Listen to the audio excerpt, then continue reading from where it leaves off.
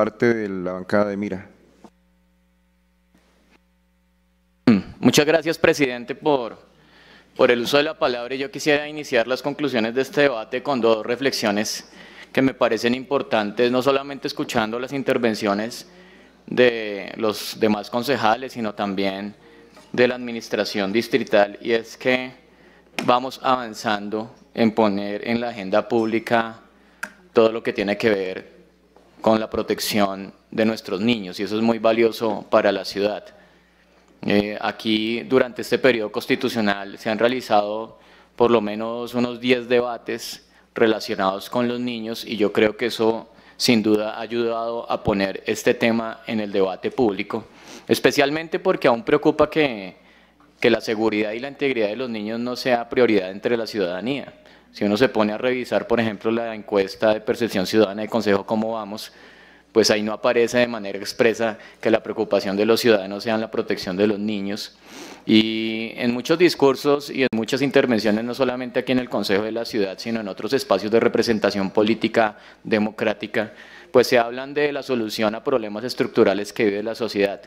Pero yo creo que la mayor solución estructural que podemos nosotros tener para muchos problemas relacionados con seguridad, relacionados con violencias, relacionados también con intolerancias, precisamente es poniéndole el ojo, poniéndole la lupa a cómo se están desarrollando los niños, y nosotros aquí en Bogotá, no solamente desde la bancada del partido político Mira, sino de casi que todas las bancadas aquí en la ciudad, han puesto su mirada en el tema de los niños, y aun cuando de pronto la ciudadanía quizás vea hoy el recinto de pronto un poco vacío, pues eso no significa que las otras bancadas no tengan preocupación por los niños, porque realmente cuando hemos puesto aquí a disposición o en consideración acuerdos de ciudad para la protección integral de nuestros niños, pues hemos visto ese apoyo no solamente de las bancadas, sino también del gobierno distrital. Y me parece muy valioso todas las conversaciones que se han venido desarrollando hoy. Bueno, ya aterrizando un poco en la conclusión del debate, que trató específicamente de la violencia sexual en entornos escolares, sí queremos nosotros evidenciar algunas acciones, algunas reflexiones que queremos hacer en el marco de este debate, quizás resaltando avances, pero también llamando la atención sobre lo que creemos que hay que seguir mejorando en función, repito, de prevenir y de tener una acción muy eficiente en materia de los entornos escolares. Algunos de los puntos que queremos destacar dentro de lo que la Secretaría de Educación y la doctora Isabel Segovia mencionó en su intervención son principalmente: primero, que la convivencia escolar debe ser un eje transversal de la política de educación. Y por ello creemos que es muy importante que se siga generando esa articulación entre todas las entidades distritales, para que entre todas se pueda fortalecer la confianza de los menores, especialmente en hablar o denunciar, si se quiere la palabra, sobre hechos que generan esta problemática, pero también para generar un mayor alcance en la prevención, y eso es muy importante. Y aquí hay que decirle a la ciudad algo. Quizás creo que la única ciudad que tiene una oficina de convivencia escolar es Bogotá. Ni siquiera Medellín, ni Cali, ni las otras ciudades tienen una oficina de convivencia escolar dedicada de manera diaria a revisar todos estos fenómenos, y eso es valioso. ¿Por qué no decirlo aun cuando estamos en un debate de control político? Pero ¿por qué no podemos resaltar esos temas que son de ciudad? Ni siquiera son de una administración en particular, son un tema de ciudad, que debemos seguir no solamente resaltando, sí, mejorando, claro, pero hay que resaltarlo, y hay que interiorizarlo, porque es un gran avance de la ciudad.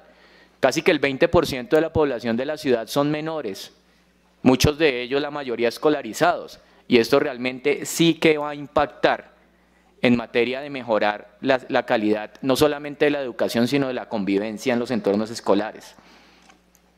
Resaltamos también que se inició el programa de entornos escolares inspiradores, para que se creen ambientes protectores y seguros en las instituciones educativas. Sin embargo, aquí, doctor Quintero, es muy importante que no solamente se vinculen a los estudiantes, sino a los padres y cuidadores en este programa.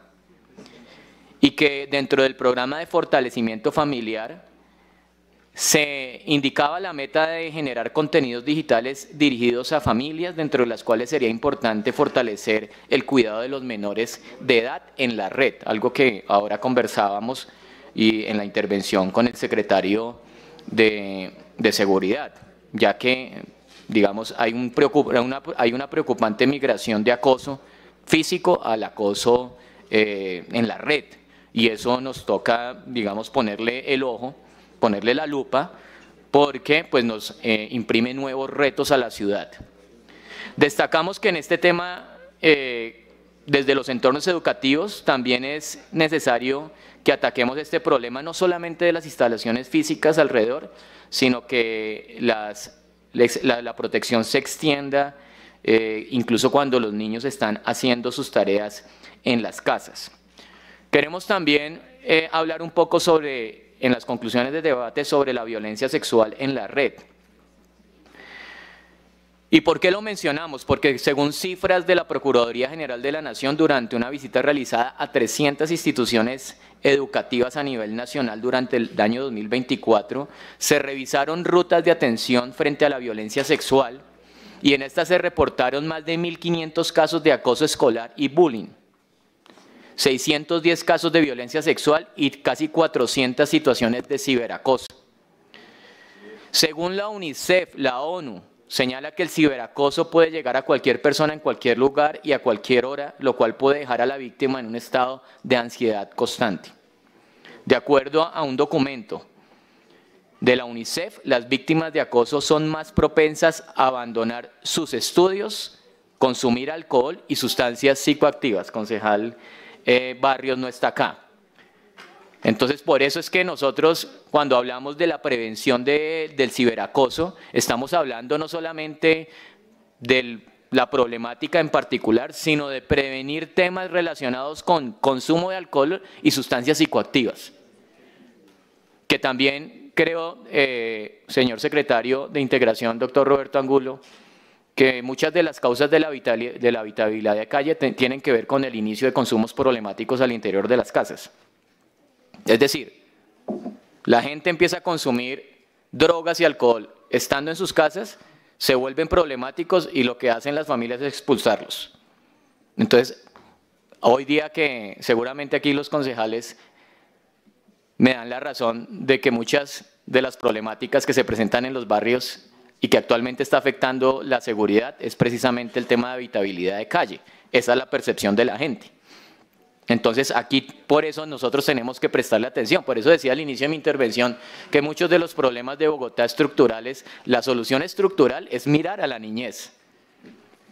Por ejemplo, se indicó en esta estrategia que esta estrategia iniciaría en instituciones educativas distritales ubicadas en las localidades de Suba, Ciudad Bolívar, Santa Fe, Antonio Nariño, Los Mártires, y que se logró realizar 57 intervenciones en la ciudad, impactando a más de 1.800 estudiantes. Esa es la estrategia que está liderada con la Secretaría de Educación y la Secretaría de Seguridad, la empresa WOM, que se extendía a la prevención de ciberdelitos.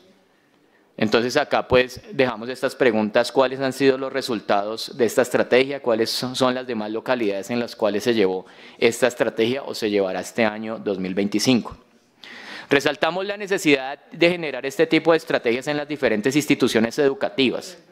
Y además, según la Dirección de Investigación Criminal e Interpol y el Centro Cibernético de la Policía Nacional en su boletín del año 2024, se informaba que las denuncias de cibercrimen con material de abuso sexual infantil, que las ciudades con mayor afectación han sido Bogotá, Medellín y Barranquilla, pero Bogotá lidera el ranking con el 50% de estas denuncias. Hablemos un poco de la articulación interinstitucional. Es necesario que desde los colegios se pueda dar un alcance de mayor protección a nuestros niños y niñas en este medio digital. Por ello es importante que desde las entidades distritales competentes y las instituciones educativas se genere una educación digital para padres, cuidadores, docentes y niños, niñas y adolescentes. Ojalá la Oficina de Convivencia Escolar tratara pues de asumir esta educación de pronto de una forma mucho más amplia. También promocionar una configuración segura de dispositivos en redes, que es importante que se realice una promoción del uso de controles parentales en instituciones, en apps, en plataformas y buscadores. Muy importante, señor secretario de Educación, los canales de denuncia deben estar un poco más visibles en lugares estratégicos de las instituciones educativas. No solamente quizás que los estudiantes puedan acercarse a los profesores o a las personas que están encargadas de la convivencia escolar en las instituciones, sino que ellos incluso también puedan usar medios digitales para alimentar ese sistema de alertas tempranas. Y también es muy importante que, en función del avance tecnológico, las instituciones hoy día requieren de herramientas tecnológicas al servicio de la prevención en situaciones especialmente de violencia sexual, por lo cual es muy necesario que se promuevan aplicaciones que permitan conocer el tema, así como un botón de denuncia, una línea de ayuda emocional y contenidos seguros. Ahora hablemos un poco de las cifras, porque en esto sí me parece muy importante que vayamos educando no solamente a los actores políticos, sino también a la ciudadanía. Especialmente el sistema de alertas de la Secretaría de Educación, que nos parece una herramienta valiosa, que también hay que resaltarlo, es el único sistema de alertas que se encuentra en Colombia. Pero que lo usen. En Colombia, y eso es un avance. Claro, hay que fortalecerlo, hay que promocionar incluso mucho más su uso en cuanto a análisis, en cuanto a determinación de estrategias, pero hay que resaltar que es el único que hay en Colombia. De hecho, la bancada del partido político, mira, le está exigiendo al gobierno nacional que reglamente, eso ya está en una ley, pero el gobierno nacional no ha reglamentado el sistema de alertas en las instituciones educativas de las demás ciudades, que es muy importante también. El sistema de alertas ha venido aumentando y eso es valioso, señores concejales, ciudadanía. Nosotros no podemos, y si me permiten la palabra, de pronto satanizar el número de alertas que se han presentado, de alertas tempranas de violencia a los niños en los colegios. No podemos hacerlo, porque es que si nosotros empezamos a hacer debates de control político sobre las cifras de las alertas tempranas, pues lo que vamos a incentivar es que no se use, especialmente en los colegios privados. Y ha venido aumentando, y eso es valioso porque lo que están haciendo los niños es tener confianza en el sistema educativo para decirle a sus profesores, me está pasando esto, ya sea en el colegio o ya sea en el hogar. Por ejemplo, resaltamos que en el mes de marzo, del año 2024 se presentaron 843 alertas. En el mes de marzo de 2025 se presentaron más de 1.500. Y eso es valioso. Por favor, concejales, ciudadanía, este sistema de alertas no es para coger allá a los colegios a mirar en cuál está y promover por allá que algunos padres de familia escandalizados vayan y quemen los colegios o les pongan grafitis allá a los colegios. Eso no lo podemos hacer en Bogotá, porque lo que vamos a hacer es volver a 10 o 20 años antes, y es que la gente no denunciaba, o los jóvenes, los niños no hablaban sobre lo que les pasaba, y eso nos toca a nosotros, señor secretario, hacer una gran campaña de educación. Especialmente porque, de acuerdo a cifras oficiales, los mayores agresores, 9 de cada 10, son familiares. Claro que lamentamos que se presenten hechos con profesores, como sucedió, por ejemplo, en ese jardín infantil administrado por el Bienestar Familiar. Pero esos son menos del 10% de los agresores, el 90% de los agresores están en las casas. Y si nosotros vamos a los colegios a estigmatizarlos, pues los niños allá no van a hablar sobre lo que les pasa en las casas. Y eso es grave para la ciudad. Así que en eso tenemos que tener mucha responsabilidad al momento de nosotros tomar estas cifras, especialmente para estos debates de control político. Pero ¿qué dicen los reportes de la policía sobre violencia sexual? Fíjense ustedes, para que ustedes vean la importancia de las alertas tempranas, porque una alerta temprana no significa que sucedió el hecho, pero sí lo puede prevenir. Y eso es lo que está pasando en la ciudad. En abril, hablemos de marzo. En marzo del año pasado se presentaron 365 denuncias sobre violencia sexual en niños, niñas y adolescentes. Para marzo de este año disminuyeron. Y eso tiene que ver mucho con ese sistema de alertas tempranas, porque precisamente la alerta temprana es para que el niño en el futuro no lo agredan, para que no llegue a esto, a una denuncia. Entonces, mientras entre enero y abril del año 2024 se presentaban 12 casos diarios, ya para este año disminuyeron y eso es valioso. Claro que nos alarma lo que pase porque al finalizar, lo que decían aquí algunos concejales, pues esto no se trata de cifras sino de caras y de niños. Y claro que lamentamos que se presenten 5 casos diarios, pero también hay que revisar cómo es que la ciudad está avanzando en poner la conversación de la seguridad de los niños, especialmente en relación con violencia sexual, en el foco de la discusión pública. ¿Qué dice, por ejemplo, medicina legal? Medicina legal, que tenemos datos de marzo. Mientras en el 2024 se presentaron 278 exámenes médico-legales por violencia sexual, en marzo del 2025 disminuyeron a 264. Pasaron de 8 casos o de 8 exámenes médico-legales diarios a 6. Entonces uno ve que las discusiones sí están generando un impacto. Claro que hay mucho, no es deseable, esto tiene que llegar a 0. Bogotá tiene que ser un lugar libre de 0 violencia contra los niños, ya sea sexual o otro tipo de violencias. Por eso todos los que lleguen a Bogotá, porque sabemos que Bogotá es la capital del país, es el centro de poder, pero aquí todas las personas y grupos poblacionales que lleguen a Bogotá tienen que saber de que si vienen con niños tienen que respetar a los niños en función de los programas de Bogotá. Y eso sí es un mensaje claro para todos. Claro que Bogotá tiene que darle las mayores garantías posibles para que estas personas puedan venir aquí a manifestarse porque aquí está el gobierno nacional. Pero eso no significa que las personas obvien que aquí en Bogotá hay una responsabilidad mayor con los niños y se está promoviendo desde muchos ámbitos. Ese cuidado con los niños desde todo ámbito. Porque hay deberes. Claro, hay derechos a venir a Bogotá, a manifestarse, a poner de presente lo que les está pasando en las regiones que también no lo deseamos aquí en Bogotá. Pero con relación a esos derechos también hay unos deberes si es que ellos vienen aquí con niños.